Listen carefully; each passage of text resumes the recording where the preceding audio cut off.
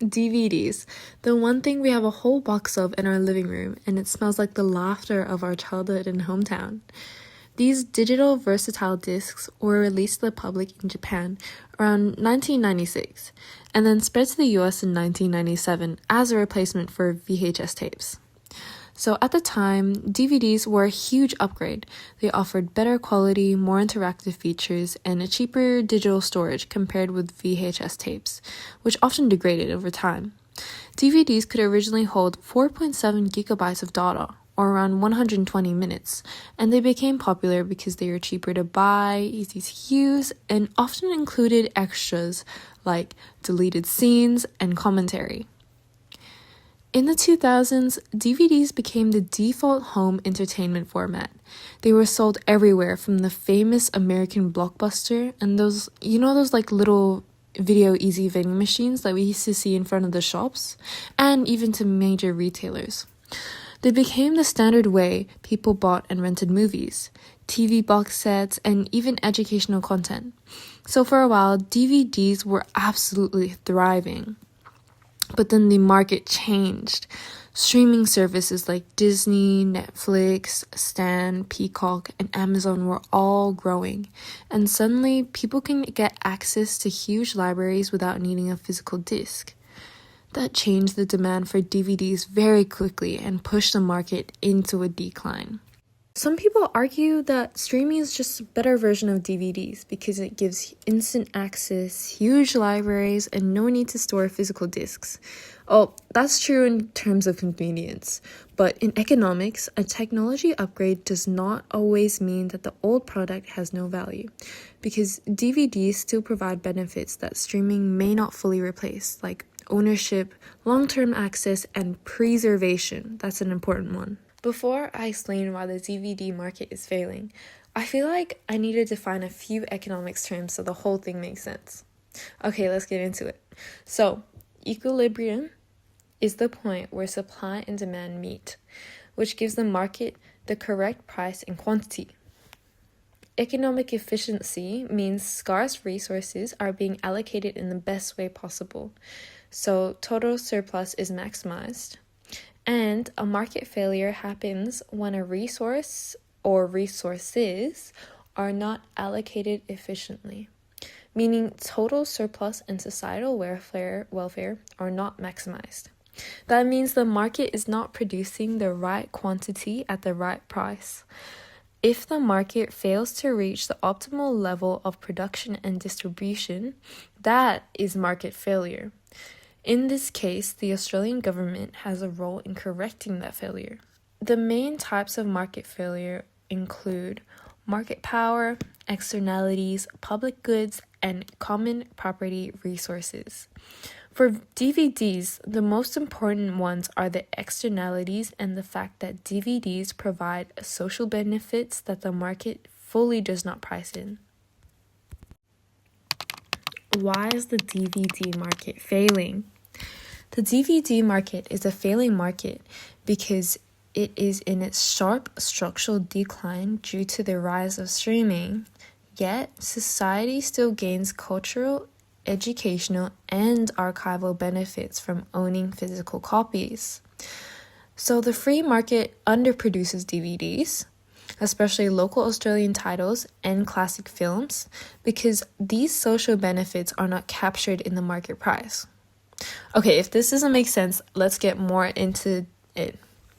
Let's just say that Angelina Jolie, she walks into an Australian store.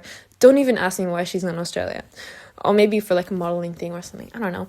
And she buys a DVD for herself. She doesn't know it, but society also benefits because that DVD might preserve an Australian film, a documentary, or educational materials for schools, libraries, and future generations. So, the social marginal benefit is greater than the private benefit. That is why the market underprovides DVDs. This is a classic case of market failure because resources are not being allocated efficiently. The market only counts the private benefit to the buyer, such as entertainment or ownership, but it ignores the wider benefits to society, like cultural preservation and long-term access. As a result, fewer DVDs are produced than would be socially optimal. So let's look at these supply and demand graphs. On a supply and demand graph for DVDs, the rise of streaming causes the demand curve to shift left. This is because streaming services are close substitutes for DVDs and offer instant access, large libraries, and low marginal cost because there is no disc to buy. Consumers also prefer streaming because it is convenient and often cheaper in the short run. The leftward shift in demand shows how streaming reduces the number of DVDs bought and sold. This means the market produces too few DVDs from a social point of view, even though they still create cultural value. When the demand shifts left, the equilibrium quantity of DVDs falls and the market becomes much smaller. The equilibrium price also falls because firms need to lower prices to keep selling.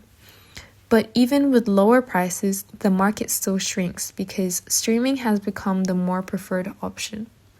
This creates underconsumption and underproduction. In simple terms, consumers are buying fewer DVDs than society would want if the cultural preservation and educational value were fully counted.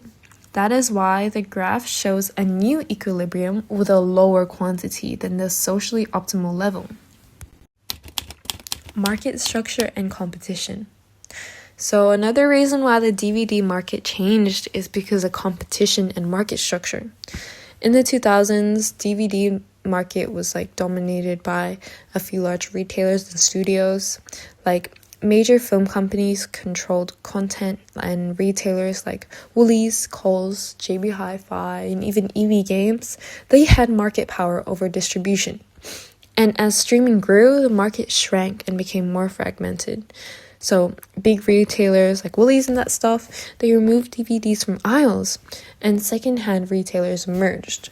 And major studios stopped pressing new titles. That meant that smaller producers faced higher average costs because they couldn't benefit from economies of scale.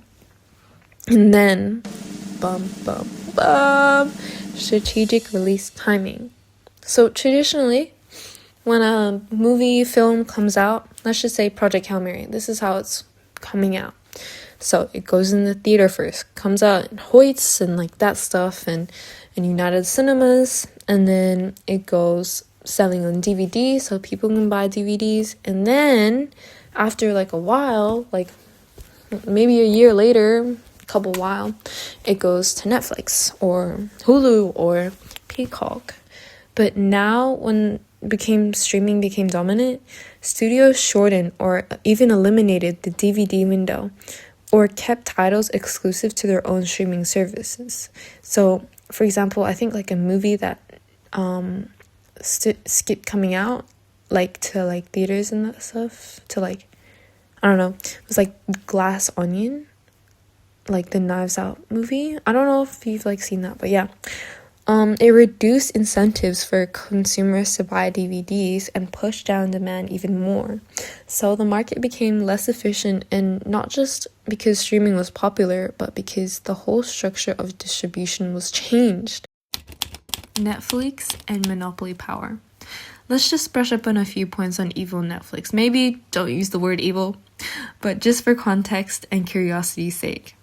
Since 2007, Netflix has been widely considered to hold significant market power as a monopoly-like firm. Even though it's not legally classified as a monopoly, it was one of the first major companies to create on-demand streaming services, and it has dominant power because it has a massive global content library, strong consumer loyalty, product differentiation, and barriers to entry. It has 300 million global subscribers and around $12.05 billion in revenue. With $12.05 in revenue, that can buy roughly 66 billion bananas. Oh my gosh, the amount of monkeys. But compared to Disney's 131 million subscribers, Netflix is definitely ahead. Netflix also uses product differentiation through its algorithms, Netflix originals like Stranger Things, and its famous user-friendly interface popularized on TikTok. It has pricing power too, with prices rising 125% since 2014, which is 4 times the overall rate of inflation. That means that consumers keep paying because they value the service and often stay subscribed for a long time. Fun fact, the average time that subscribers subscribe to Netflix is around 55 years. Damn. The streaming market also has strong barriers to entry because it costs around $3 to $5 billion to enter. And Netflix alone plans massive content spending. It also uses bundling and exclusive deals to make competition harder. This matters for DVDs because Netflix and similar services are one of the biggest reasons DVD market has lost demand. Externalities in DVDs. Now, let's get to the really important part, externalities. An externality is a cost or benefit of an economic activity experienced by an unrelated third party. Externalities matter because they mean that the market price does not reflect the full social cost or social benefit. For DVDs, there are negative externalities and positive externalities. The negative externalities are mainly environmental, as DVDs are made of non-biodegradable polycarbonate plastic, so they do not break down in landfills. Their manufacturing uses energy, their transport creates emissions, and improper disposal can release toxic fumes. Around 172 grams of CO2 are emitted per single DVD. There is also a tragedy of the commons effect, because the environmental damage is shared by everyone, but the benefits go to private buyers and sellers. That means that the wider public pays for waste management and ecosystem damage, while the people who buy and sell DVDs get most of the reward. At the same time, DVDs also create positive externalities. They help preserve film, documentaries, and Australian content for future generations. They are very valuable for archives, film libraries, universities, libraries, and students studying film, history, and culture, because those benefits are shared across society. The social marginal benefit is greater than the private benefit. So the problem is not that DVDs have no value. The problem is that when the market sees them as mainly entertainment, while society sees them as culture and educational preservational tools too. Why DVDs are not just private goods. On the surface, DVDs look like private goods because they are rival and excludable. Rival means that only one person can use the exact disc at a time. And excludable means if you do not buy it, you low-key can't watch it. That sounds very private goodish. Anyways, DVDs have merit good and quasi-public good characteristics because the benefits spread beyond the individual buyer. Okay, maybe those terms are a bit complicated and we didn't exactly go through them that much, but let's dig deeper. Let's get into an example. So, for example, if I learn from a documentary on DVD in the first period English, let's just say David Attenborough, right? That doesn't stop Kudzi from learning the exact same film a week later in third period as well. Or another example that's more into our world, because most of the time you can just stream a David Attenborough movie. Exactly. But here's another example. When I was a little baby, maybe not a baby, but when I was in year 3, I would borrow the TV sets, those little DVD packs from my local library. And this TV set was the whole season of Little Lunch. And after school every day, I'd insert the box into my little Xbox One and enjoy it. Just think of all the kids who can't afford streaming services and either borrowed little lunch from their local library as well. It was really enjoyable, honestly. And especially because my household, we didn't have streaming services at the time, even though they were available. We just couldn't afford it as well. And if an Australian film is preserved on DVD, then future generations, libraries, and cultural institutions all benefit. That is why the market underconsumes DVDs. Consumers might think, oh, I'll just stream it. But society would benefit more if some titles were permanently owned and preserved. So if the market treats DVDs like ordinary private entertainment, when reality they can also function like cultural and educational assets. Government intervention. Because the DVD market is failing, government intervention is justified. In economics, the government steps in when the market does not allocate resources efficiently, meaning the socially optimal quantity is not being produced. In this case, DVDs create positive externalities because they preserve Australian films, documentaries, and educational material for future generations, but the market does not fully capture that value in the price. One intervention the government can use is a targeted subsidy for an Australian DVD production, especially for local films, documentaries, and educational titles. Here you can see a subsidy graph. A subsidy would lower production costs for firms, which would encourage more DVDs to be supplied.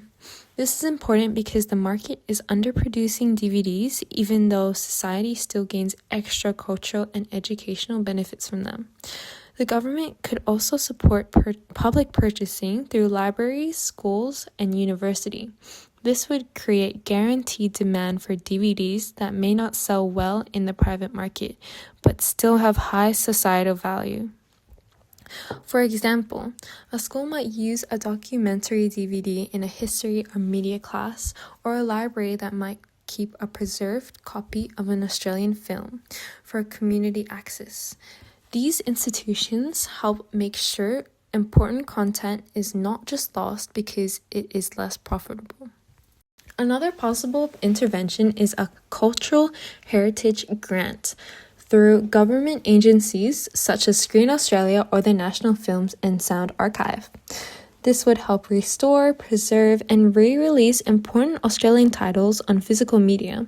This is especially useful because some DVDs may contain films or documentaries that are valuable for long-term access, even though they're not popular enough for the private market to continue producing them.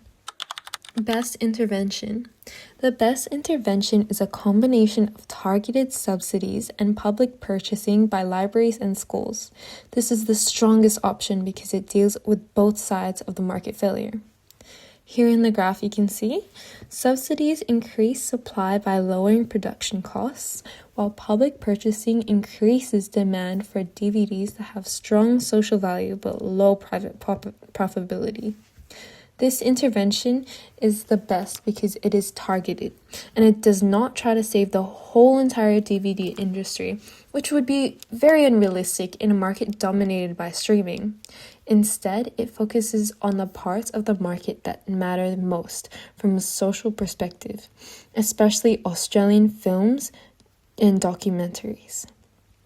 That means that the government is not wasting money on every DVD ever made. It is supporting the titles that create the biggest benefit for society. It is also the best choice because it corrects the market failure at its source.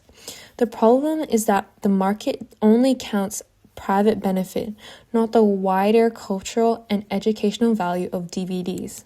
By helping producers and institutions keep important DVDs available, the government moves the market closer to the socially optimal quantity and reduces inefficiency. Finally, this intervention has a strong long-term payoff. Without support, important Australian content could disappear from circulation when streaming licenses expire or physical production declines. With support, those works remain available for all future generations, which protects culture, education, and national identity.